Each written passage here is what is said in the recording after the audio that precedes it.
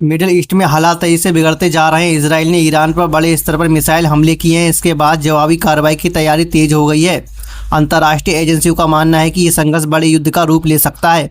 कई देशों ने अपने नागरिकों को सुरक्षित स्थानों पर जाने की सलाह दी है।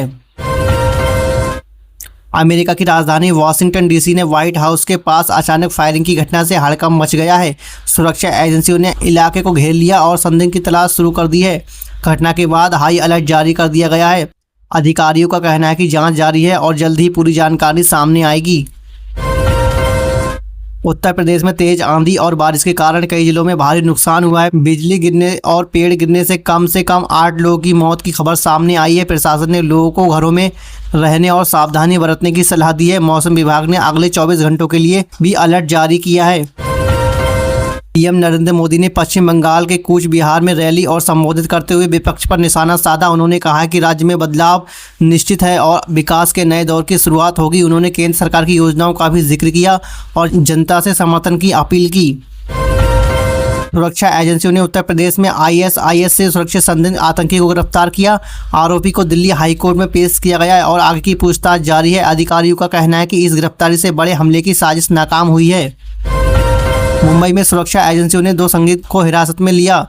इन पर आतंकी गतिविधियों में शामिल होने का शक है। जांच एजेंसियां इनके नेटवर्क और संपर्कों की जांच कर रही हैं। शहर में सुरक्षा व्यवस्था और कड़ी कर दी गई है।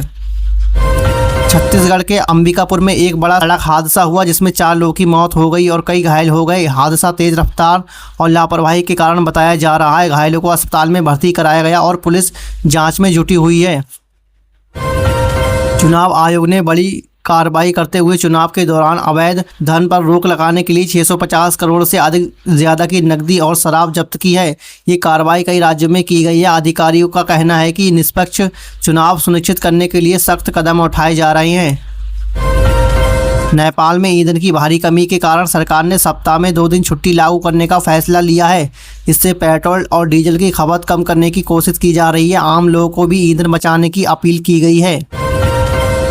यूएई के पक्कन पोर्ट के पास संदिग्ध धमाकों की खबर सामने आई है। समुद्र में जहाज़ों के आसपास हलचल देखी गई, जिसके बाद सुरक्षा बढ़ा दी गई है। अधिकारियों ने जांच शुरू कर दी है और किसी बड़े हमले की आशंका से इनकार नहीं किया गया है। कांग्रेस पार्टी ने महाराष्ट्र उपचुनाव और गुजरात निकाय चुनाव के लिए उम्मीदवारों की पहली सूची जारी कर दी है। पार्टी ने कई नए चेहरों को मौका दिया है। चुनावी माहौल गर्म होता जा रहा है और सभी दल अपनी राजनीति तैयार कर रहे हैं।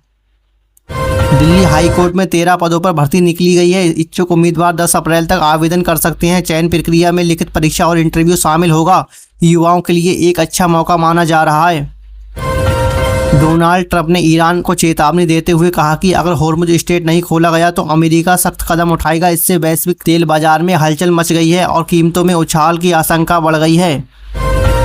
लेबनान से उत्तरी इजराइल पर रॉकेट दागे गए। हमले के बाद पूरे इलाके में सायरन बज उठे और लोगों को सुरक्षित स्थानों पर जाने को कहा गया। इससे क्षेत्र में तनाव और बढ़ गया है।